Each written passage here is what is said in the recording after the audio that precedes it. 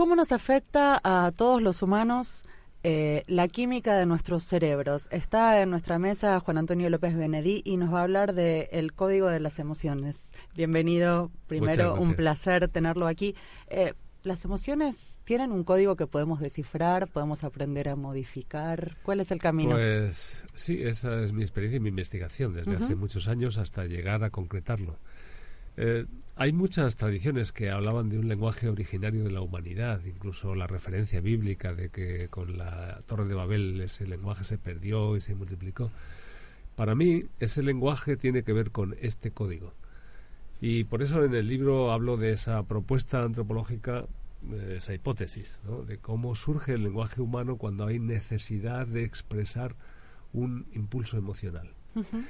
Lo que ocurre es que y ese puede ser el simbolismo de la Torre de Babel, ¿no?, en nuestros lenguajes conceptuales actuales hemos perdido el vínculo con las emociones. Es decir, no hablamos normalmente de lo que sentimos, sino de lo que pensamos y de lo que creemos. Que deberíamos decir quizás, ¿no? Sí, y entonces nos falta el hablar, como se suele decir también, de corazón. Ahora bien, el hablar de corazón o el hablar del mundo emocional necesita de un código particular, y ese ha sido el código tradicionalmente de la poesía. Hablar con metáforas o con una serie de elementos que permiten hacernos sentir. Por desgracia, el mundo al que hemos ido llegando ha ido dejando relegado la poesía. A lo mejor todavía aquí en Latinoamérica hay más... algo de poesía todavía se lee, por suerte. Sí, pero el mundo científico pues lo considera como lo anticientífico. Entonces mi propuesta y mi trabajo también es recuperar eso en favor de los seres humanos.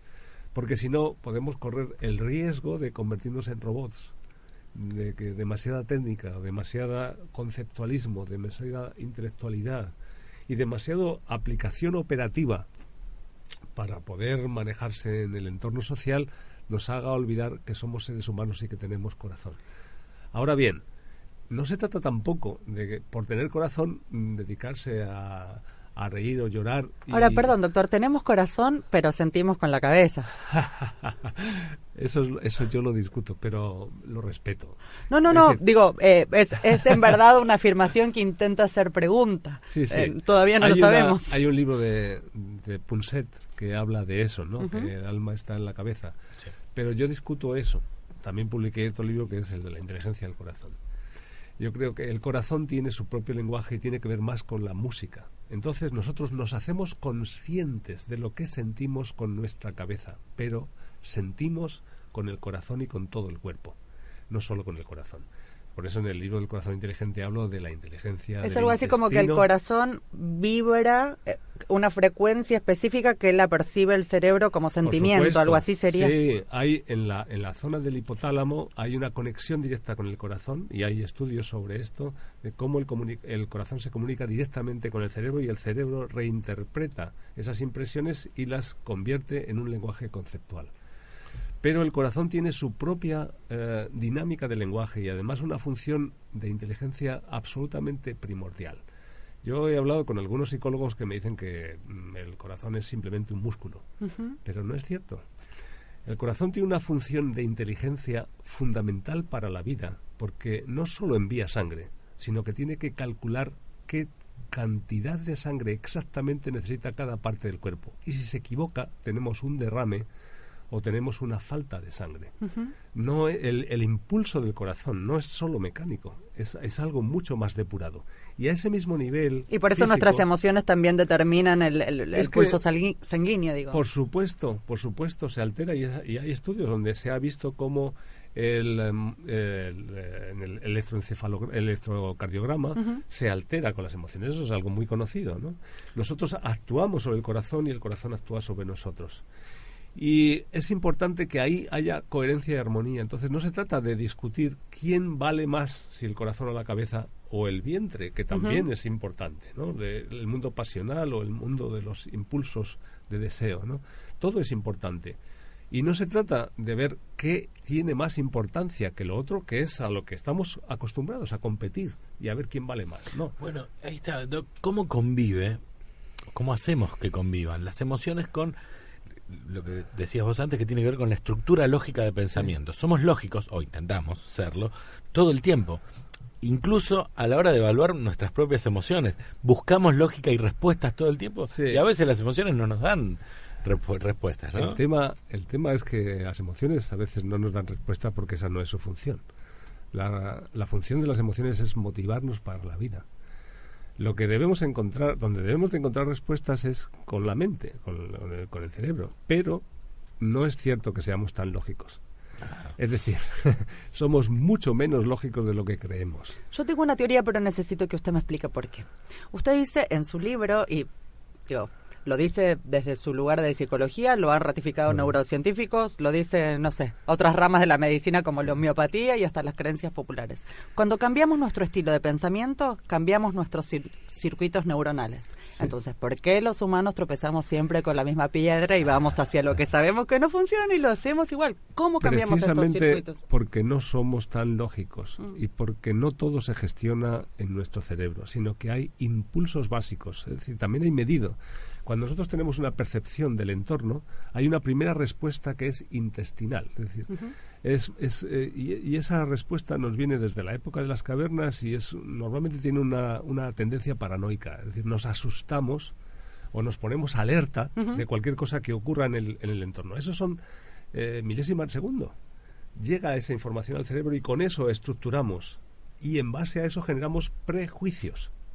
Y después las decisiones que tomamos o los análisis que hacemos están basados en esos prejuicios que nublan nuestra intencionalidad básica. Por eso. ¿Pero se puede pensar en ese segundo en el que percibimos esto? Deberíamos hacerlo, pero hay que entrenarse. ¿Cómo? Porque de forma natural el pensamiento se ve intoxicado por ese prejuicio que normalmente es paranoico.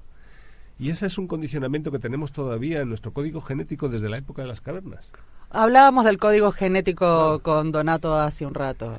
El código genético nos explica por qué somos como somos. Digo, yo soy descendiente de familia armenia que han pasado por guerras, por ejemplo, y yo soy sumisa. Si las etnias también marcan dejan su huella en nuestro ADN. Por supuesto que dejan su huella, pero hay que entender una cosa, el código genético humano, nosotros cuando hablamos ahora de etnias, de guerras, estamos hablando de 2.000, 3.000 años. El código genético es muy anterior. Hablamos de casi 1 millón de años. Y por eso nos influye tanto, porque todavía la parte más primitiva o esa parte de las cavernas que ya casi hemos olvidado, esa en el tiempo nos ha dejado una huella más intensa. Ahora nuestro reto es actualizar nuestro código genético, actualizar nuestra forma de ver el mundo, nuestra forma de vivir, con algo que se corresponde más con nuestra realidad, que debería ser la del entendimiento, no de la sospecha y la guerra, porque ya no estamos... Aunque todavía tengamos mucha influencia de eso y a veces mucha gente se comporte así, ya no estamos con animales salvajes. Claro, no nos acecha lo mismo. Exactamente, porque cuando estábamos en las cavernas, hay que entenderlo, ¿no? Claro. Durante mucho tiempo estuvimos en cavernas asustados por los ruidos nocturnos de los carnívoros que nos podían comer. Entonces, eso dejó una huella muy intensa y por eso estructuramos un sistema de alerta para tener respuesta rápida ante cualquier tipo de peligro, ¿no?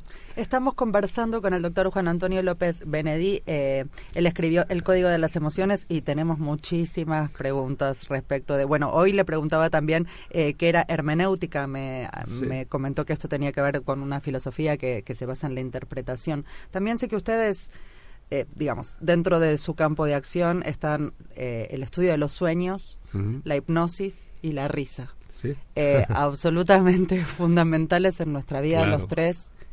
Necesito que me dé herramientas en los tres casos para poder utilizarnos, digo, a nuestro favor. ¿Por qué no utilizamos las herramientas que tenemos para vivir mejor? No las utilizamos. Muchas veces no las utilizamos porque también las desconocemos. Por desgracia, las universidades ahora nos forman y cada vez más en un sentido técnico, pero en el mundo emocional en absoluto. ¿Por qué no hay clases de inteligencia emocional desde primaria, por ejemplo?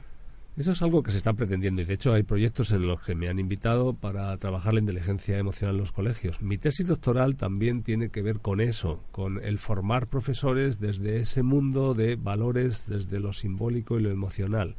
Pero eso, que debería estar más incorporado, parece que no interesa a muchísima gente, o que lo consideran una cuestión somos menor. convencionales también, ¿no? Hay otra cuestión, y es que la inteligencia emocional o todos estos procesos emocionales ha chocado de frente con la religión y las creencias, claro, y también con lo político. Fíjate que el mundo de la política, por ejemplo, parece que es muy racional, pero no es verdad. La mayor manipulación política que se ejerce con el tema de las independencias, por ejemplo, que estamos viviendo en España, en muchos sitios, es a nivel emocional. Es una manipulación que se ejerce con el sentimiento de las personas. Se toca el sentimiento para excitar una revolución o una manifestación en contra de algo o en contra de otro, hablando de algunas referencias que sí tienen que ver con la economía o con algún sistema ideológico, pero el trasfondo es hablar para personas que no son expertas y por lo tanto los datos no son tan importantes como deberían ser, y lo que sí les toca es la sensación y el sentimiento de que me están haciendo daño, porque estos de los del otro partido o los del país de al lado o los de la comunidad o la ciudad de al lado son malos. Y es el mensaje subliminal con el que se manipula a la gente. Ahora, Doc, este despertar se chocaría, como decís vos, con, Noam Chomsky nos ha despertado frente a qué hacer respecto de lo mediático. ¿Es eso, ser más inteligentes emocionalmente o tener más control? Nos pondría más alerta en estos tiempos, digamos. Exactamente, pero fíjate que la inteligencia emocional, en lugar de llevarnos a luchar los unos con los otros, lo que debe llevarnos es a entendernos. Porque detrás de la inteligencia emocional está la voluntad de entendimiento. Lo otro es tener emociones, pero no de forma inteligente. La guerra es una forma fundamentalmente visceral y emocional, no inteligente, aunque genere un gran negocio. Claro. Y por eso se sigue explotando. Doctor, con este libro, y para no ponernos en modo de piloto automático, como usted dice, ¿qué encontramos de básico y fundamental para no seguir, como le dije hace un rato, tropezando con la misma piedra? Bueno, mira, con este libro lo que he pretendido es hacer un puente entre el mundo académico, el mundo científico y el mundo del desarrollo personal o el mundo de las creencias. Creo que es algo absolutamente necesario, porque se ha abierto una brecha demasiado grande. Entonces creo que hay que ser crítico y metodológico a la hora de tratar las emociones con su particularidad, y eso es lo que explico en el libro, cómo se puede hacer, cuáles son las bases, desde una sustentación filosófica, antropológica, psicológica y sociológica, para poder desarrollar esa metodología y que nos permita ser más humanos. Porque también hay un exceso de creencias o de elementos de nueva era en donde parece que todo vale, ¿no? Y eso puede ser un tanto peligroso. Yo no creo que haya nada que sea malo, pero sí tenemos que actuar como en equipo desde las distintas orientaciones, incluso también desde las orientaciones religiosas y desde las creencias religiosas, porque para mí todo merece respeto, todo tiene un grado de valor. Pero hay que trabajar en equipo, tenemos que dejar la guerra, tenemos que dejar de luchar los unos con los otros pensando que hay unos que son los buenos, los que tienen la razón, y los otros están equivocados. No, aparte las diferentes investigaciones en las diferentes áreas, todas confluyen como las diferentes religiones casi que en un mismo lugar. Y hablando de simbolismos, hay un montón de puntos en común. Por eso, entonces tenemos que buscar lo que nos une y mejorar entre todos desde las distintas perspectivas, ya sea académicas, científicas o también chamánicas. Buscar lo que tenemos en común para mejorar como seres humanos, para ayudarnos unos a otros. Yo empiezo apenas pueda con el Código de las Emociones del doctor Juan Antonio López Benedí. Me lo llevo para casa y en un mes le cuento si me dio resultados. Yo lo voy a poner en práctica, soy buena alumna. Por supuesto, pero el objetivo de esto es conseguir el desbloqueo emocional, que eso es lo que nos lastra para poder pensar con lógica, para poder ser seres humanos coherentes. Coherentes con nosotros. Exactamente, primero con nosotros. Porque si no lo somos con nosotros, no podemos serlo con los demás. Muchísimas gracias, doctor. Clarísimo, y bueno, ya le haré la devolución del libro una vez que lo tenga internalizado. Esperemos que suceda. Muchísimas gracias.